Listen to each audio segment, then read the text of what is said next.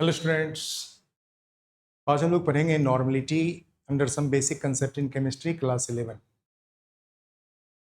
Normality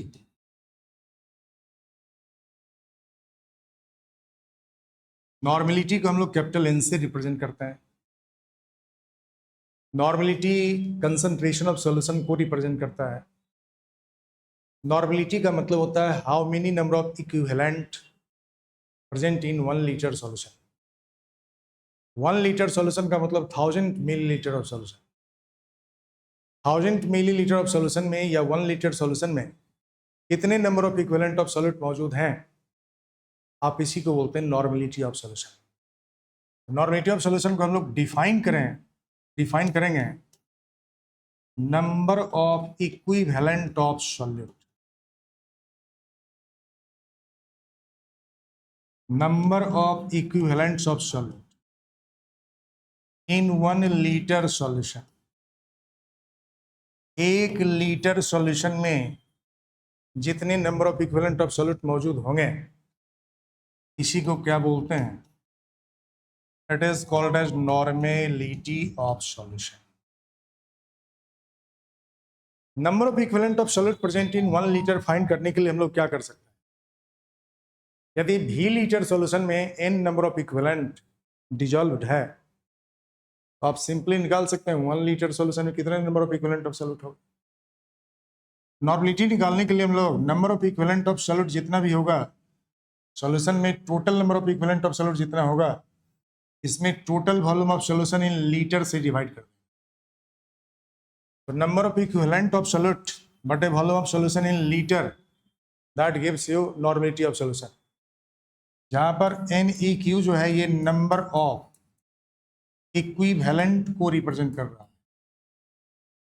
number of equivalents किसका? Solute का। और ये VL क्या है? ये सॉल्यूशन का वॉल्यूम है। वॉल्यूम ऑफ सॉल्यूशन इसमें लीटर में होना चाहिए। अब यदि वॉल्यूम ऑफ सॉल्यूशन मिलीलीटर में दे दिया जाए और नंबर ऑफ इक्विवेलेंट के बदले मास ऑफ सॉल्यूट दे दिया जाए, तो हम लोग नॉर्मलिटी फाइंड कैसे करेंगे? नॉर्मलिटी फाइंड करने के लिए मास ऑफ सॉल्यूट में इक्विवेलेंट मास ऑफ सॉल्यूट से डिवाइड करेंगे, और volume of solution in millilitre है तो इसमें 1000 से डिवाइड कर देंगे। यानी कि नॉर्मलिटी ऑफ सॉल्यूशन का value W/E into 1000 by volume of solution in millilitre equal हो जाएगा। आप इस इक्वेशन से भी नॉर्मलिटी फाइंड कर सकते हैं। How many number of equivalent of solute present in 1 litre और in 1000 millilitre, that is called as normality of solution. हम लोग नंबर ऑफ इक्विवेलेंट के बदले नॉर्मलिटी ऑफ सॉल्यूशन को number of milli equivalent of solute दिया हुआ है और volume of solution in millilitre दिया रहे, तो इससे भी कैलकुलेट कर सकते हैं। तो नॉर्मलिटी ऑफ सॉल्यूशन निकालने के लिए number of milli equivalent of solute और volume of solution in millilitre से भी नॉर्मलिटी के वैल्यू को कैलकुलेट किया जा सकता है। यानी कि नंबर ऑफ मिली इक्विवेलेंट निकालना है तो normality into volume of solution in millilitre के बराबर हो जाएगा। Number of milli equivalent of solute equal to normality into volume of solution in millilitre के इक्वल होगा। Number of milli equivalent of solute निकालने की तब जरूरत होती है जब कंसेप्ट ऑफ न्यूट्रलाइजेशन में हम लोग जाते हैं, जब हम लोग टाइट्रेशन के प्रॉब्लम को बनाते हैं। हम लोग यहाँ पे कंसेप्ट ऑफ न्यूट्रलाइजेशन में इसका यूज क्या होगा, इसको समझ लेते हैं। Concept of neutralisation of acid and base. Acid और बेस के न्यूट्रलाइजेशन के जो कंसेप्ट हैं, इसमें number of milli equivalent of acid equal to number of milli equivalent of base का यूज करता है। Number of milli equivalent of acid equal to number of milli equivalent of base. जब ये दोनों एग्जैक्टली इक्वल होते हैं तो acid और बेस कंप्लीटली एक दूसरे को न्यूट्रलाइज कर देते हैं। तो number of milli equivalent of acid निकालने के लिए normality of acid into volume of acid in the millilitre, ये number of milli equivalent of acid हो गया। और number of milli equivalent of base निकालना है तो normality into volume in millilitre, हम लोग बेस के लिए इसका यूज कर सकते हैं। जब आपको number of milli equivalent of acid और number of milli equivalent of base दोनों इक्वल होगा, एग्जैक्टली इक्वल होगा, तो एसिड और बेस कंप्लीटली न्यूट्रलाइज्ड हो जाते हैं। अब number of milli equivalent of acid निकालने का एक और तरीका है, मास ऑफ एसिड दे दिया जाए तो इक्विवेलेंट मास ऑफ एसिड से डिवाइड कर दीजिए, तो ये नंबर ऑफ इक्विवेलेंट आ गया। और नंबर ऑफ इक्विवेलेंट में आप 1000 से मल्टीप्लाई कर दीजिए तो नंबर ऑफ मिली इक्विवेलेंट हो गया। Number of equivalent into 1000, that gives you number of milli equivalent of acid, ये एसिड के लिए हो गया। और यदि बेस का नॉर्मलिटी और वॉल्यूम दिया हुआ है, हम लोग इसके इक्वल करके सवाल को सॉल्व कर सकते हैं। जब कभी आपको नॉर्मलिटी और वॉल्यूम एसिड का दे दे और बेस का मास पूछा जाए कितना मास इसको न्यूट्रलाइज करेगा, तो मास बटे इक्विवेलेंट मास ऑफ बेस करेंगे। क्योंकि यहाँ नंबर ऑफ मिली इक्विवेलेंट का यूज किए हैं, हम लोग यहाँ पे मिली इक्विवेलेंट बनाएंगे। डब्ल्यू बटे ई मिली नंबर ऑफ इक्विवेलेंट है, डब्ल्यू बटे ई का मतलब नंबर ऑफ इक्विवेलेंट, और इसमें 1000 से मल्टीप्लाई कर देंगे तो नंबर ऑफ मिली इक्विवेलेंट के बराबर हो जाएगा। ये बेस के लिए यूज करेंगे। यहाँ पर डब्ल्यू का यूज जो करते हैं हमेशा मास के लिए यूज करते हैं, और ई जो है वो इक्विवेलेंट मास के लिए यूज करते हैं। अब आपके दिमाग में आ रहा होगा इक्विवेलेंट मास क्या होता है, एसिड का या बेस का इक्विवेलेंट मास हम लोग कैसे फाइंड करते हैं। इक्विवेलेंट मास उस मास को बोलते हैं जितना मास एग्जैक्टली बेस के साथ में जब रिएक्शन होता है एसिड का, तो एग्जैक्ट एसिड का जितना मास बेस के जितने मास के साथ रिएक्ट कर जाते हैं, वह मिनिमम मास जो एसिड और बेस का एक दूसरे को न्यूट्रलाइज करता है, हम लोग उस मास को क्या बोलते हैं, equivalent mass of acid and base बोलते हैं। तो इक्विवेलेंट मास ऑफ एसिड जो होगा, ये molar mass of acid divided by acid का बेसिसिटी।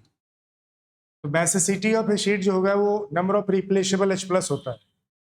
जैसे HCl का रिप्लेसेबल H+1 होता है, हम लोग इसका बेसिसिटी कितना बताएंगे, इस एसिड का बेसिसिटी 1 बताएंगे। H2SO4 2 प्रोटॉन रिलीज करते हैं न्यूट्रलाइजेशन के समय, तो इसके बेसिसिटी कितने हो जाएंगे, जब ये बेस के साथ में रिएक्ट करेंगे तो दो ये बेस के साथ में रिएक्शन पे ये 2 H+ देते हैं, इसलिए इसका बेसिसिटी 2 के इक्वल हो जाएगा।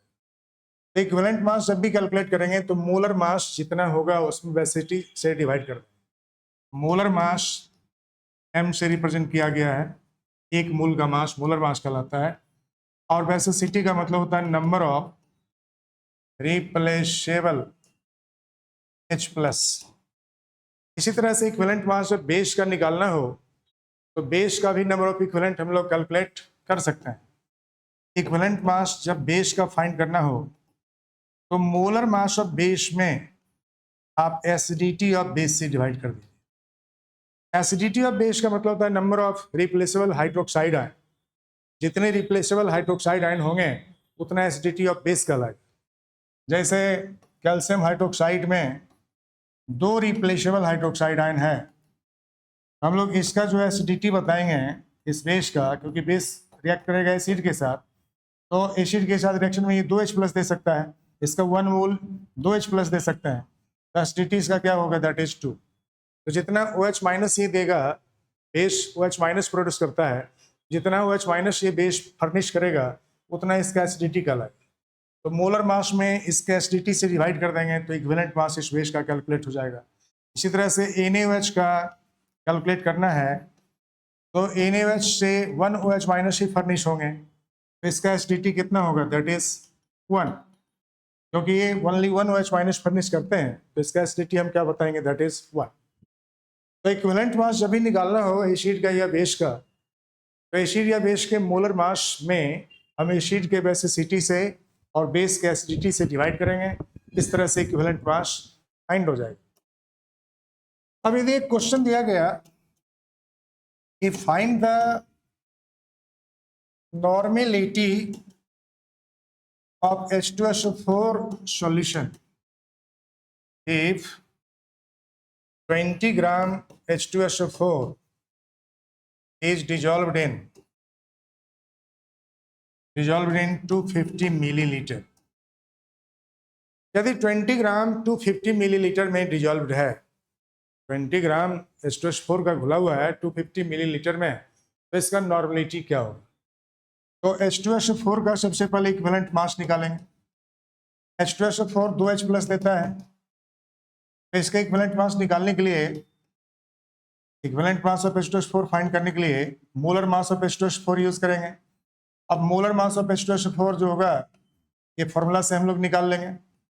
मोलर मास ऑफ H2SO4 में बेसिसिटी 2 है, 2 से डिवाइड कर देंगे तो 98/2 कर देंगे तो कितना हो गया? It is 49। Equivalent mass of H2SO4 आ गया 49।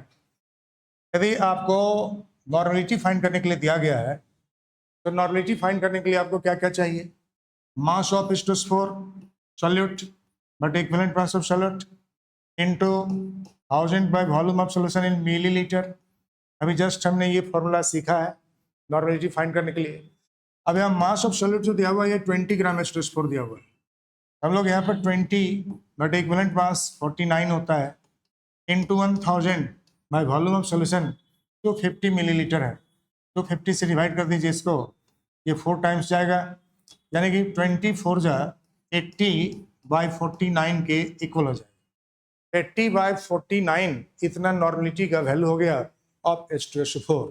इस तरह से हम लोग नॉर्मेलिटी किसी भी एसिड का या किसी भी बेस का फाइंड कर सकते हैं। एक दूसरा सवाल आपको न्यूट्रलाइजेशन का दे रहे हैं, what mass of H2SO4 will neutralize the NaOH solution of normality 0.5 N and volume 500 millilitre. एक NaOH सॉल्यूशन है जिसका वॉल्यूम 500 मिलीलीटर है और उसका नॉर्मेलिटी 0.5 N है। इसको न्यूट्रलाइज करने के लिए कितने मास H2SO4 के चाहिए होगा? H2SO4 का कितना ग्राम इसको न्यूट्रलाइज कर देगा, हमें ये पूछा गया। तो आप जानते हैं number of equivalent of acid, number of milli equivalent भी ले सकते हैं, नंबर ऑफ इक्विवेलेंट भी ले सकते हैं। यदि नंबर ऑफ मिली इक्विवेलेंट लें ऑफ एसिड तो number of milli equivalent of base के बराबर होता है न्यूट्रलाइजेशन के लिए। अब number of milli equivalent of acid चाहिए तो मास बटे इक्विवेलेंट मास ऑफ H2SO4 कर देंगे क्योंकि इसका मास पूछा गया है। मास बटे equivalent mass number of equivalent होता है, इक्विवेलेंट को मिली इक्विवेलेंट बनाने के लिए 1000 से मल्टीप्लाई कर देंगे। और number of milli equivalent of base, normality of base into volume of base in millilitre लेंगे, ये number of milli equivalent of base के इक्वल हो जाएगा। बेस यहाँ पर NaOH है और NaOH का नॉर्मेलिटी 0.5 है और इसके वॉल्यूम आपको दिए हुए 500 मिलीलीटर और एसिड का मास पूछा गया है यानी कि W निकालना है। इक्विवेलेंट मास H2SO4 का अभी जस्ट हम लोगों ने कैलकुलेट किया, ये 2H प्लस देते हैं, हम लोग 2 से डिवाइड कर देंगे इसके मोलर मास यानी कि 98/2 इक्विवेलेंट मास 49 के इक्वल हो जाएगा। तो W/49 कर देंगे इंटू 1000 इक्वल टू 0.5 इंटू 500। इस 500 से चला गया 2 टाइम्स और 2 से इसको कट कर दें तो 0.25 हो जाएगा, यानी कि W का वैल्यू 49 इंटू 0.25 के बराबर हो जाएगा। 49 into 0.25 gram of H2SO4 is required to completely neutralize the H2SO4 and NaOH solution। इस तरह से आप नॉर्मेलिटी के सवाल को बना सकते हैं। यदि आप हमारे दर्शक हैं, हमारे चैनल को देख रहे हैं और सब्सक्राइब नहीं किए हैं तो कृपया सब्सक्राइब कर लें ताकि हमारे नेक्स्ट वीडियो भी आप तक पहुंच पाएंगे। Thank you.